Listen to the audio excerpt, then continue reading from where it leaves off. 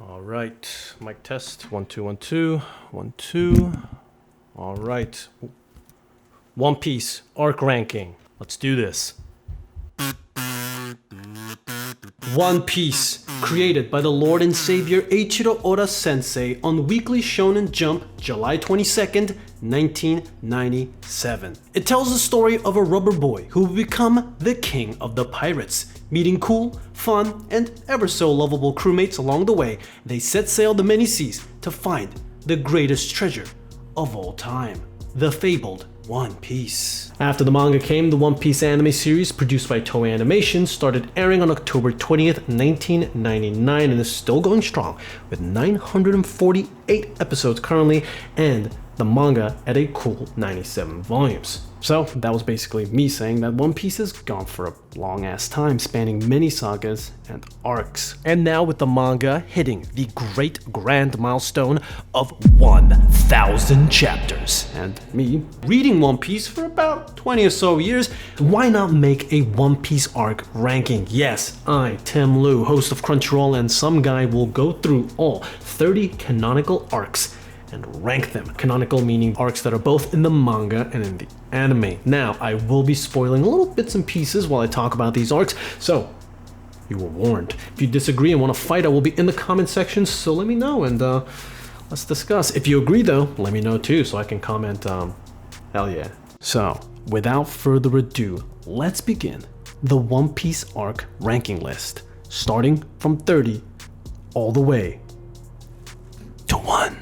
Number 30, Romance Dawn arc. This is the beginning of it all, and don't get me wrong, it's a good arc, but it gets so much better from here. Honestly, this placement doesn't even mean that it's the worst arc in the series, but you know, it's the start. For me, it's like the great-great-great-grandfather giving way so that the other arcs can take the other 29 spots, you know? But I do have to give a quick shout out. Zoro's introduction and his three-sword stance, 2 in his hands and 1 in his mouth, that definitely hit me different as a child. Gotta say, I remember when I was a little kid, I was watching the scene and, you know, Luffy's running around trying to find the swords and he sees the 3 katanas and he's like, oh, how is he gonna wield 3 swords? That's what I was thinking too. I was a kid, I was like, Zoro, how you gonna wield all 3 swords? And then bam, the absolute mad lad did it. Now it seems normal to see Zoro, you know, he's got the 3 sword style, but I had no idea that was a thing, so that was a shock, I have to say. So yeah, great start to the One Piece series, honestly. Good job. 2 thumbs up. Number 29, Zou arc. I don't know if this is a hot take, but to me, the Zou arc wasn't my cup of tea. Love the location with the Zou elephant, you know, quote unquote island, and great character designs too. Love the Neko boss, Nekomamushi, and that gorilla with the suit. Fantastic. I always love One Piece gorillas. I do have to say I'm a little disappointed by the fact that the world of the Minx was all destroyed. I understand it was for the plot, Jack coming in and destroying it all, and so they have like they're in hiding, but to me, I just didn't get that amazement, you know, nice world building for the Mink Island. Also, spoiler, Sanji leaving the crew and the reveal of that fact was paced really weird for me. Like having Nami cry about Sanji leaving and then just glossing it over, and then after like a whole backstory of the Minx, we get back to what happened to Sanji. I don't know. That's weird to me. Number 28, Fishman Island arc. This is the first big battle for the time skip Straw Hats, and but honestly, didn't really hit the spot. There are parts I really liked. A lot of the mer people character designs, like King Neptune, Fukaboshi, Shiarly, and Hoei. What I wasn't too hot on was the villains. It makes sense because we have to see how powerful the time skip Straw Hats are, so I guess the villains have to be kind of defeated easily, you know? We gotta show how strong they are for the new world and all of that, but yeah, regardless, I felt like the villains could have been stronger, but Jinbei was cool, and the Ryugu castle was really cool. Great design. The dealing with the discrimination of the fishmen, let's just say it was done. They did it. They tried. Moving on to number 27. Number 27, Little Garden arc. So here we have the Straw Hats x Dinosaurs x Giants. Okay, so here in the arc, the Mugiwaras meet 2 giants, Dory and Bragi, who have fought over 100-year-old beef about who killed the bigger giant dinosaur. I liked Mr. Five's power, and we got to see the cool invisible breath gun that he uses. Also, we could have gotten Zoro with no feet. Just imagine One Piece but Zoro has no feet. But yeah, this is a fun adventure arc where we get deeper and deeper into the Alabasta saga. So excited for that one. Good girl, Pipe. Say something.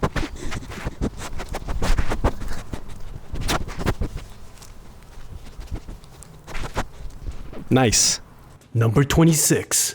Syrup Village arc. This arc where we meet two of my favorite Straw Hats, God D. Usopp and the Going Merry. I will count the Going Merry as a Straw Hat crew because it's family. Now, the major battle of the Straw Hats versus the Cat Pirates is not the strongest in my humble opinion. You know, the whole stop the Cat Pirates up a slope to save their town is interesting, but just so many more interesting battles and plots in One Piece, so that's why this is in the 26th place. But still a great arc where we meet one of my favorite characters, Usopp. Thank you so much for being here, Nana.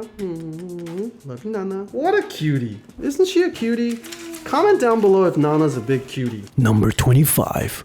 Reverie arc or Levelly arc. A short and sweet section after the Whole Cake Island arc where we get some in-depth lore and good world building about the One Piece universe. Some of my favorites are the who is that guy with the black silhouette and what the hell is up with that big straw hat. Also, we get to meet some of the revolutionary fighters, the generals, and yeah. This arc also contains two of some of my favorite bits about One Piece. One is seeing old characters we love and having them reminisce about the good times with the Straw Hats. Never get tired of that, so examples of that is Kobe shedding some tears for Luffy and the princesses getting together to form a Straw Hat club. It's cute. The second favorite bit is whenever the crew gets a new bounty, and we get to see in this arc Luffy's new bounty, and we are also reminded that Luffy cannot count. 24. LOGUE Town arc. Personally for me, I'm a big fan of anytime there is a training or a gear upgrade arc or section in any anime or manga. This one, interesting and good stuff where we see all the crew members taking a little break, going into this pirate town, you know, where Gold D. Roger was executed and seeing the sights, buying some stuff, having a good one. Actually, the only people that get new goods are Usopp and Zoro. And I think Sanji, he gets the elephant tuna. I'll count that as a new gear. Love when Usopp got his little goggles that he got. In the manga, you only see that in a little special SBS with Oda showing you the unreleased scene. And in the anime, you actually get to see Usopp, you know, visit this weird little store where he buys the goggles. Honestly, this arc made it 24th place thanks to that scene where Zoro gets the cursed sword. Sandai Kitsetsu, that classic Zoro moment where he nearly cuts his own arm off to prove a point. Classic Zoro stuff. If I was making a top 10 Zoro list, this would definitely make it in that list. Easy. Also, meeting Smoker, Smoker as a character, when I was a kid reading this, I aspired to be just like him and wanting to smoke two cigars at the same time. Don't smoke, kids. And who could forget the final great scene of this arc where Luffy was about to be executed and One Piece would have ended if not for a mysterious lightning strike. Also, Luffy was smiling as he thought he was gonna die. Coincidence?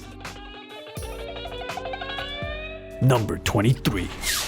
Orange Town arc. This is the second arc of One Piece and we get a nice mouthful of buggy balls. A nice short and sweet arc with a funny villain who is literally a clown. I remember when I was a kid, I saw the cover for 1 and 2 and you know, in the second volume it's Buggy and the gang and I was like, why is there a clown and a circus crew behind him? But once I read it, I was going, hell yeah, there's a clown and a circus crew behind him. 2 thumbs up, One Piece. But yeah, you also get, you know, funny moments like that, but some nice, you know, dramatic moments with the dog. Love you, Chocho. And we get a badass moment where Zoro lifts the heavy-ass prison cell while blood was spurting out. Really changed young Tim for the better. When in primary school, I used to make little comics and I straight up stole that scene because it was so cool. Number 22. Long Ring Long Land arc. I love Long Dog, aka Dash Hound. Yeah. That's good. That's also why this is in number 22. I'm kidding, but you know, I love a good long dog.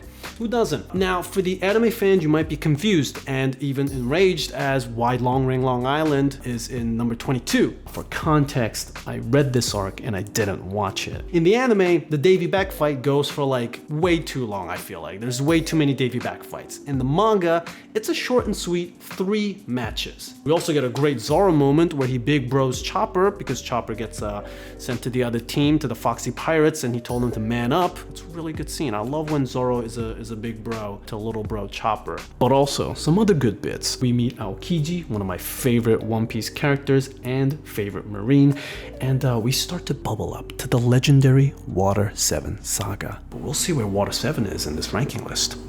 Number 21, Whole Cake Island arc.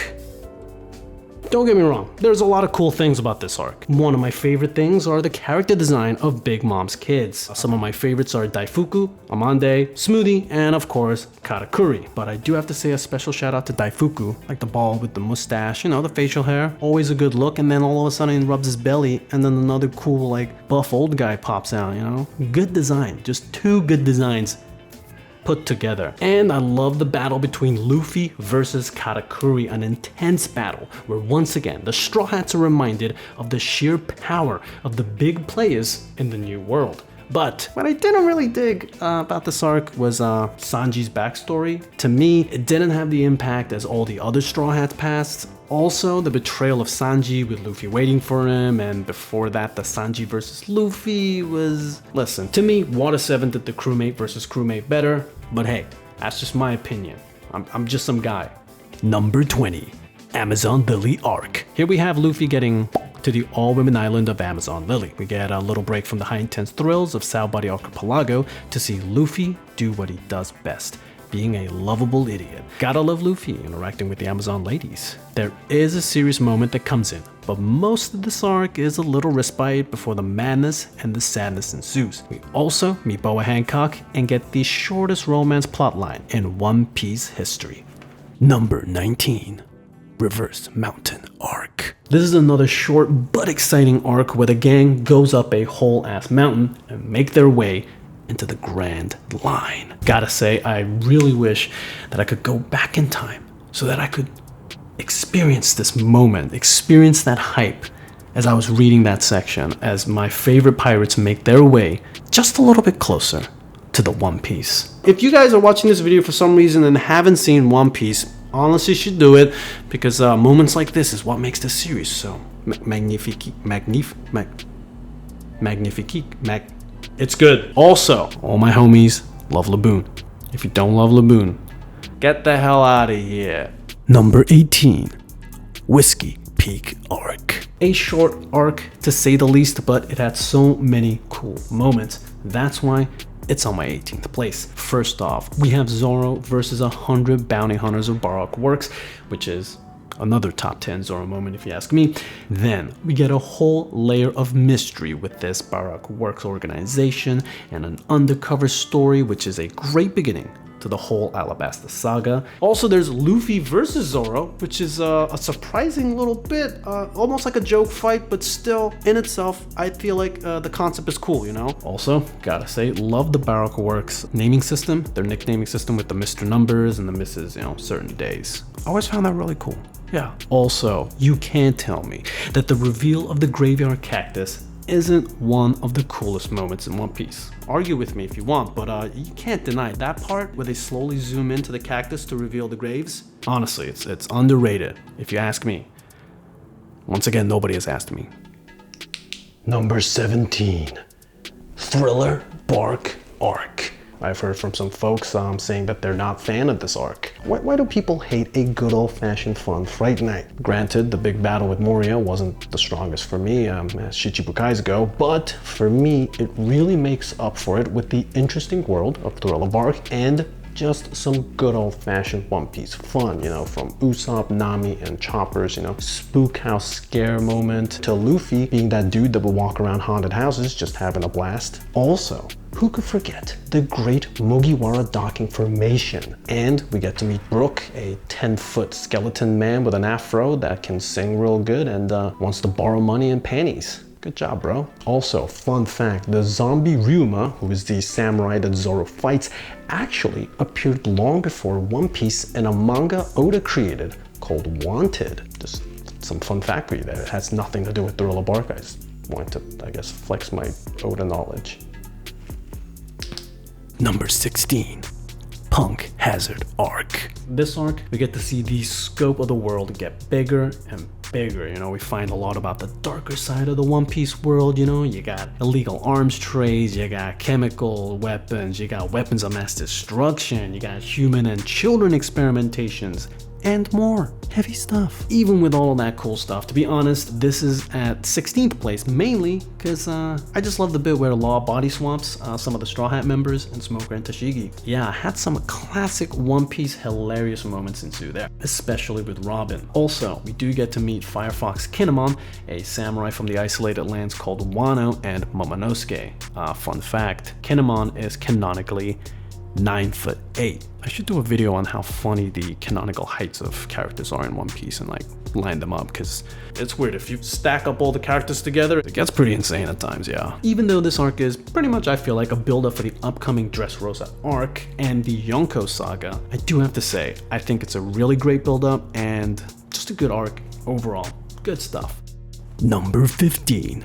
Post-ENIES Lobby Arc. After intense battles, dramatic moments, and sad farewells, we get to the end of this incredible Water 7 saga with this great arc. Now we get some good old-fashioned One Piece festival celebrations. Then the Straw Hats get 2 new crewmates, the super pervert Frankie and the Thousand Sunny. We also meet the fabled Luffy's grandpa Garp and learn about Luffy's dad. But for me, the highlight moment of this arc is definitely Usopp joining the crew again. I love anytime I see the camaraderie of the Straw Hats. So this was another, you know, fun, serious, wholesome moment, you know, where you get to see Usopp's vulnerability and bada bing, bada boom, you know? Got some tears in my eyes again, and it's some good stuff.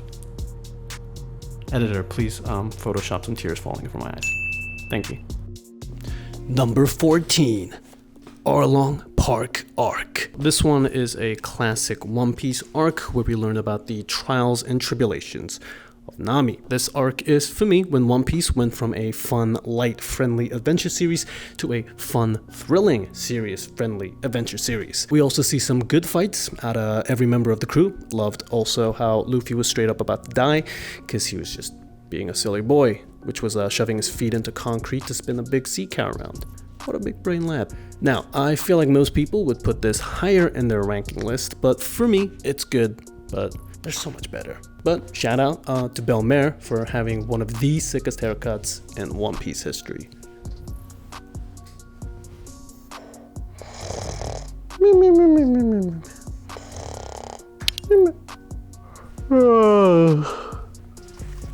Number 13. Post-war arc. The war is over, and rest in pieces. After getting an emotional gut punch, we see Luffy cry, so we get another emotional gut punch, kind of like a sad 1-2 combo. And then we get the long-awaited backstory of little kid Luffy, Don Don, unexpected best mom. We also get side stories of everyone in the crew that was sent to different places, like Frankie, who gave us this great moment. Number 12. Drum Island Arc.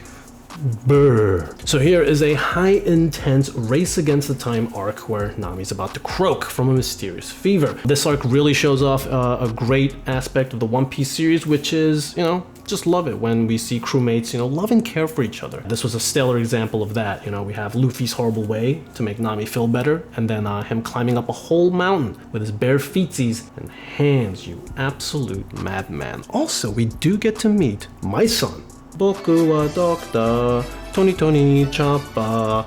Also, we learned the tragic past of my son as well. And no one seems to care in this series, but I want to know how Dr. Kurea stays so young. Number 11. Baratie Arc. Feeling hungry yet? Well, in this arc, we meet the cool, suave, horny on main chef, Sanji, We also see the Bharati restaurant, the floating restaurant where they seem to regularly beat up customers. We love to see it. I especially love the battles. Okay, so we had Bharati chefs versus the Dawn Creek pirates. Then we had the guy with the big shield in the front and the back versus the ship mast, and Sanji versus Jin. Then Luffy versus Dawn Creek, and the quick but thrilling and dramatic battle, Zoro versus Dracul Mihawk, the first Shichibukai, aka the 7 warlords of the sea we meet in this series. Also, I love this arc because I love cooking, you know. Big sucker for cooking anime and manga. So honestly, if you ask me, Sanji should have his own cooking show. Just a thought.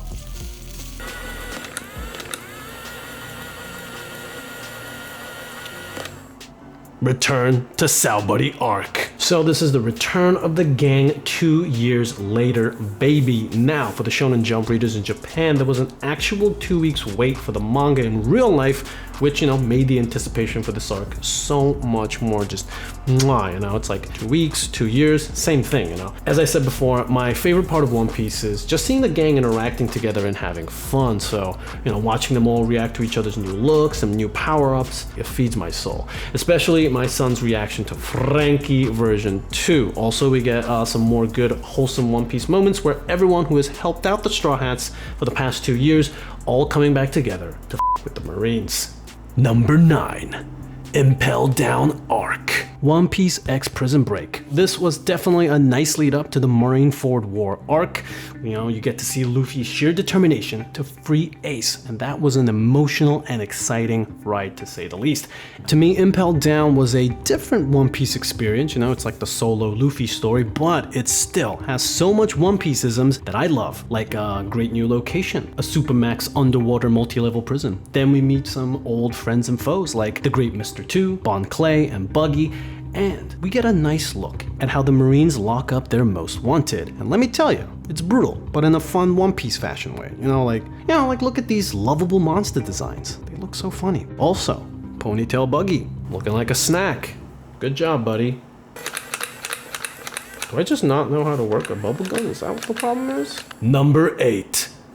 SABAODY Archipelago arc. Archipelago. SABAODY Archipelago arc. Don't hate me, guys, that my English isn't my first language. So this is a great arc where we meet the 11 supernovas. Technically, we only meet 9 because Luffy and Zoro is in that 11. And we also meet my favorite Marine Admiral, Borsalino, aka Kizaru. Sorry, Aokiji, you are a close second. This is a short arc, but man, it has some great moments like Zoro being a badass again, trying to kill a celestial dragon. That's another top 10 Zoro moment. Luffy then punching that celestial dragon so hard that the entire anime turned black and white. But best moment for me, honestly, for me, you know, is when me and Luffy went through a sheer panic and fear as every single Straw Hat went. I still think about that scene and gets my heart racing. It's like fight or flight, you know? Number 7. Dressrosa arc. Yeah, Dressrosa was a fun, wild ride. It had all the classic One Piece things I liked, like an interesting location, a land where people and toys live together in harmony. Or is it? We also get the first One Piece tournament arc with some great character designs. Some of my favorite designs are Chinzao, his son Sai, Hajirunin, Suleiman, Catman, aka Maynard, who got beat up even before he could compete, but he looks cool, so it's fine. And some of Doflamingo's men, like Baby 5, Senor Pink, and Lao G, who gives me intense cyborg Grandpa G vibes. We also meet Bartholomew, who is basically all of us One Piece fans, and we meet someone who we all thought was dead. No spoiler. Also, this is the birth of the legend of God, the Usopp. All hail. And in this arc, we finally see Doflamingo doing his thing. Honestly, ever since we saw him in that first Shichibukai meeting, I always wanted to see the pink flamingo big dog go into action. Personally, the 1v1 with him versus Luffy wasn't the strongest, so that's why this is at number 7 for me. The fight between Law and Luffy versus Doflamingo, though, now that was some good stuff. Also, Rip Corazon. Rip Corazon. Number 6. Jaya Island Arc. Hell yeah, Jaya Arc. Love me some Jaya Arc. This is high up on the list because one, it leads to one of my favorite arcs, and it's just a good dang arc. It also has one of my favorite non-Straw Hat flashbacks, the story of Nolan the Liar, and it lays a great groundwork for the mystery of the land and the sky. That moment where the ship falls from the sky and the giant shadows show up really got me curious. Also, the two monkey boys, Mashira and Shoujo, are some good One Piece designs. Okay, so this is a really specific favorite moment for me, but when Nami told Zoro and Luffy to resist their urge to start a bar fight, and then Luffy and Zoro holding back from beating the shit out of Bellamy and his crew because they promised Nami, was another classic One Piece wholesome camaraderie moment. Another specific moment is where Luffy teaches Chopper about the magic of beetle collecting and him struggling to choose between the One Piece and Hercules beetle. Good stuff. Number 5. Marineford Arc. A battle of all battles. This arc is up on the top 5 for me primarily because we get to see Whitebeard, the strongest human alive, do his thing. What can I say? I like action. And when Whitebeard just went, "Bwah," and then the world cracked, mwah, delicious. Spoiler alert, but rip Ace. Rest in pieces, buddy. Number 4.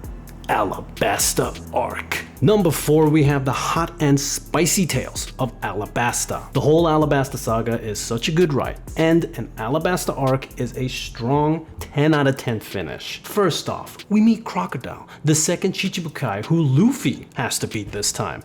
Then we see Luffy lose to Crocodile, and that's the first time we see Luffy lose. Yeah, when I was reading this, I was going, Luffy, how you gonna defeat Crocodile? Anyway, on top of that, the Straw Hats not only have to defeat Crocodile and his Baroque works, but they have to help Vivi to stop a whole ass uprising which is threatening the country of Alabasta. You got a lot of intrigues, you got fun, you got twist, you got action, you got Usopp cracking his skull and still saying Luffy's gonna be the best. Love that moment. Also, yeah, shouts out to the dog. No, shouts out to the gun that ate the dog fruit and became a gun dog. Like that. Oh, finally, not fun fact, Miss Doublefinger versus Nami is pretty much the second last battle that Nami has. After that, I think Nami only fights Khalifa.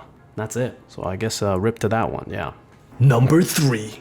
SKYPIEA Arc. Number 3 is the story up in the clouds, SKYPIEA. The Straw Hats make it up to the skies in the search of a city covered in gold. This arc, I truly felt the rush and the excitement the crew felt when they finally shot themselves up and got to the cloudy lands of SKYPIEA. The mystery factor of this new land also made it super interesting, like we have new culture, a whole new currency, lore, food, the deadliest immigration and tourism policy, and dials. Gotta love the dials. Some of the best bits in this arc is this Chopper moment, this Zoro moment, this Zoro moment related to Chopper, this Sanji moment, and this one. Also this one too. Gotta say, Enel is one of the most top tier baddies for me in One Piece, you know. When we first see Enel, you know, we already kind of realize, you know, there's some devil fruit users that can just turn their whole body into elements, you know, with Crocodile, you know, and then bam, you get to see Enel, and you're like, he's just thunder and lightning, like he's just electricity. You know, you get to see such an overpowered devil's fruit and he's beating up people left and right with no problems, you know, he can resuscitate his heart too. And so when all things seem to be lost, just seeing how Luffy is the perfect counter to Enel's all-powerful strength, one of the best moments in One Piece history, if you ask me. Nobody has asked me, but here I am making a video about it. Moving on to number 2. Number 2. Water 7 Arc. Okay, we're making a splash with tsunami waves and tears with the Water 7 Arc. Not only is this the lead up to my favorite arc, but it's so good in its own right. There's so much to love with this arc. First off, you know, you got the setting of Water 7 itself. It's so much fun. I love the venison spell. Water 7 just has that good One Piece new land excitement, you know? I just feel like Luffy getting excited over the new foods, the smells, the sights to enjoy. But it isn't all fun and games though. In this arc, it has some of the most serious moments involving Usopp, 200 million bucks, and the going merry. These moments had me on the edge of my seat and, you know, just felt like my heart was being torn apart up during Usopp's apology to Nami and when Luffy fights Usopp. All these moments are so good, but I don't even get to the twists and turns with Robin's betrayal and the reveal of CP9 and more betrayal. Also, we get Luffy stuck in between buildings and Zoro head down ass up in a chimney. Then we get the coolest Sanji moment in One Piece history. First off, Sanji looking like a snack in his orange button-up and waistcoat, kicking ass train carriage by train carriage. Also, why don't we have more chef-themed battles with Sanji? Sanji versus Wanzi is one of my favorite One Piece battles. We also meet Frankie, and our ears are blessed with one of the best songs in One Piece history. Speaking of the best songs in One Piece history, maybe I'll do like a ranking of the best One Piece openings. That might be fun. Yeah.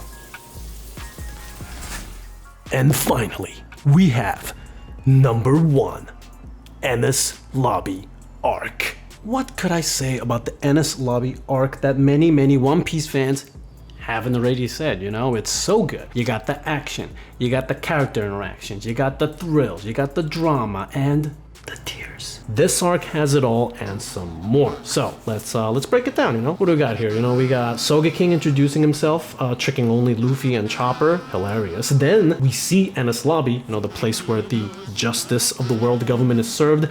Then we get an epic battle between 10,000 Marines and Luffy. Then you got Sogeking burning the world government flag and basically declaring war to free Robin. Then you get the big ass battle between the Mugiwaras and the entire CP9 crew. Then we get Robin's backstory, which kills me every time, and if you thought that was it, we get to see so much cool new abilities like Gear 2, Gear 3, you got Asura, you got Diablo Jambe, some good stuff. Then once the hard battle is fought, we get one of the saddest moments in One Piece history. Many people have said it, but seriously, it needs to be said once again. One Piece is so good, you end up crying over a ship. Rest in peace, Going Merry. Oh, and I haven't even talked about how much I love some of the character designs in this arc. Funkfried, my favorite Jabra. Seriously, Jabra is a slapped-on character who looks cool as hell, and I aspire to look like Jabra one day. Yeah. But yes, number 1, the first place, the best arc in my opinion of One Piece history is Enies Lobby arc. Truly, you know, one of the greatest One Piece arcs, and I feel like a lot of people's favorite. If it's not your top 1, I feel like it's at least in your top 5, you know? If it's not, let me know. We'll have a nice debate about it, but that is my rankings, ladies and gentlemen. Thank you so much for checking out this video, checking out me just ramble on about One Piece rankings and arcs, just other random stuff about One Piece for about like 20-30 minutes, I don't know. But yeah, please check out One Piece on Crunchyroll.com if you haven't already. If you haven't, come on, give it a go, or give the manga a read. Just enjoy One Piece however you can. Congratulations for the 1,000 chapters, Eiichiro Sensei. Please hit me up, let's hang out, let me do an interview. Be sure to click the little round thing that comes up.